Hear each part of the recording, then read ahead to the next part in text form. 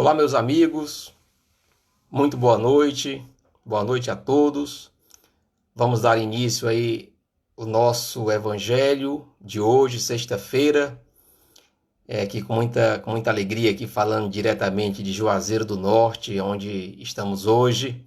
Se Deus quiser, voltaremos amanhã para Fortaleza, mas mesmo um pouco distante da cidade de Fortaleza, estamos juntos aqui, em pensamento, em alegria, para que possamos juntos refletir um pouco acerca do Evangelho de Jesus à luz da doutrina espírita.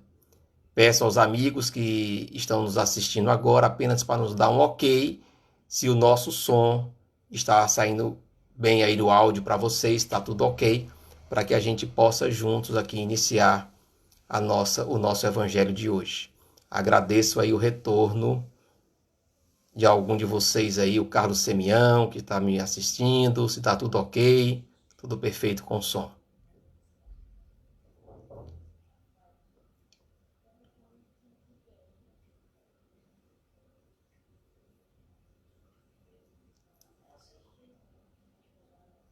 Ok, está tudo ok, o som está perfeito, então vamos em frente. Quem tiver com o Evangelho em mãos, pode nos acompanhar, porque o capítulo de hoje é o capítulo 24. Não coloqueis a candeia sob o alqueire. Iniciando esse evangelho, nos fala o seguinte: não se acende uma candeia para colocá-la sob o alqueire, mas se coloca sobre um candeeiro, a fim de que ela clareie todos que estão na sua casa. Esse é o nosso evangelho de hoje, né? E o item que nós vamos estudar juntos é o item 15. O item 15 que tem o tema Coragem da Fé. Vamos ver o que o Evangelho nos fala acerca da coragem da fé. Diz o seguinte: a coragem da opinião sempre foi considerada entre os homens, porque há mérito em afrontar os perigos, as perseguições, as contradições e mesmo os simples sarcasmos aos quais se expõe. Quase sempre, aquele que não teme confessar claramente ideias que não são as de todo mundo. Aqui, como em tudo, o mérito está em razão das circunstâncias e da importância do resultado. Há sempre fraqueza em recuar diante das consequências da opinião e em renegá-la. Mas há casos de uma covardia tão grande quanto a de fugir no momento do combate. Jesus assinala essa covardia do ponto de vista especial da sua doutrina, dizendo que se alguém se envergonha das suas palavras, ele se envergonhará também dele, que renegará aquele que o tiver renegado, que aquele que o confessar diante dos homens, o reconhecerá diante do seu Pai que está nos céus. Em outros tempos, aqueles que tiverem medo de se confessarem discípulos da verdade, não são dignos de serem admitidos no reino da verdade. Perderão o benefício de sua fé, porque é uma fé egoísta, que guardam para si mesmos, mas que escondem com medo que lhes causem prejuízo neste mundo, enquanto que, colocando a verdade acima de seus interesses materiais, aqueles que a proclamam abertamente trabalham ao mesmo tempo para o seu futuro e o futuro dos outros. Assim será com os adeptos do Espiritismo, uma vez que a sua doutrina, não sendo outra senão o desenvolvimento e a aplicação do Evangelho, é a eles também que se dirigem as palavras do Cristo. Semeiam na terra o que colherão na vida espiritual. Lá colherão os frutos da sua coragem ou da sua fraqueza. Muito bem.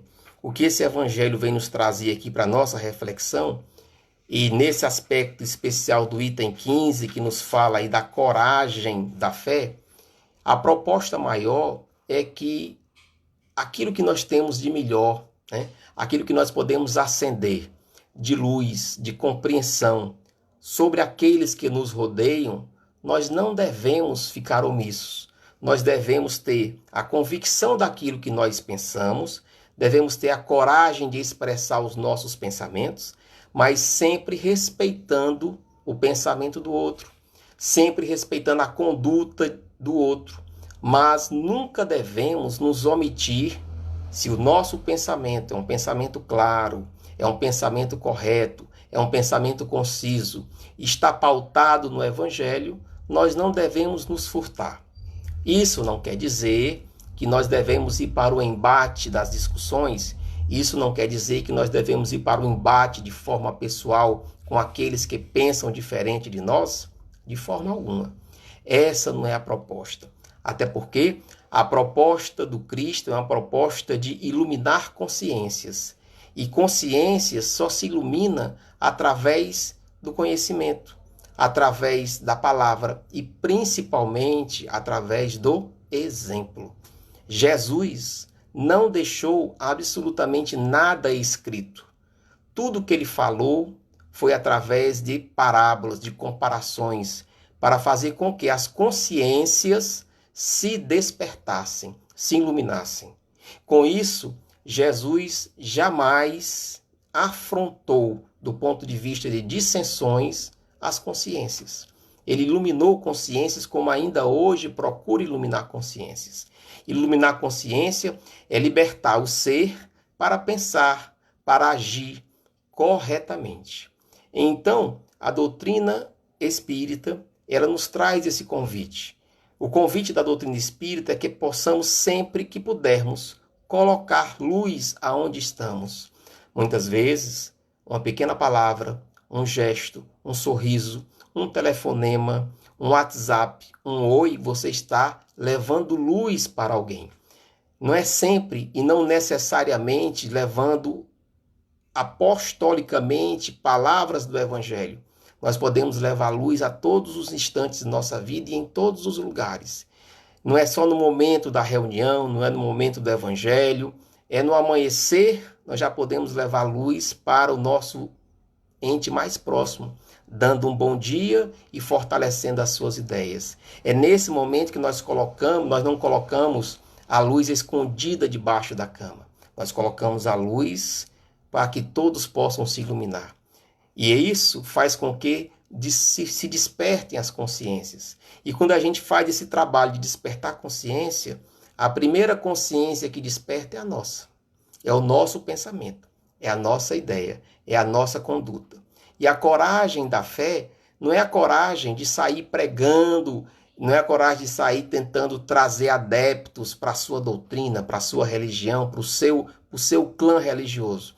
Não é isso. É a coragem de ter dentro da alma a tranquilidade de que o que você está conversando é algo que não vai agredir o outro, é algo que não vai trazer dissensões, é algo que não vai trazer discussões. E ainda hoje, se nós pararmos para pensar, muitas pessoas, quando entram na discussão da coragem e da fé, cada um quer ter a sua razão, cada um quer trazer um Deus para si. E o Deus é de todos. O Deus que rege esse pequeno planeta é um só. E todos nós somos filhos dele, através desse grande governador espiritual da terra, que é nosso Senhor Jesus Cristo. Portanto, eu acredito que todos nós, sem exceção, podemos levar esse candeeiro todos os dias em nossas mãos, em todos os lugares que estejamos. Porque a partir do momento que a gente leva a boa palavra, a partir do momento que a gente leva a conciliação, a partir do momento que a gente deixa de lado o nosso egoísmo, a nossa vaidade, não em deprimento, mas em favor do próximo, nós estamos levando a luz e não escondendo essa luz.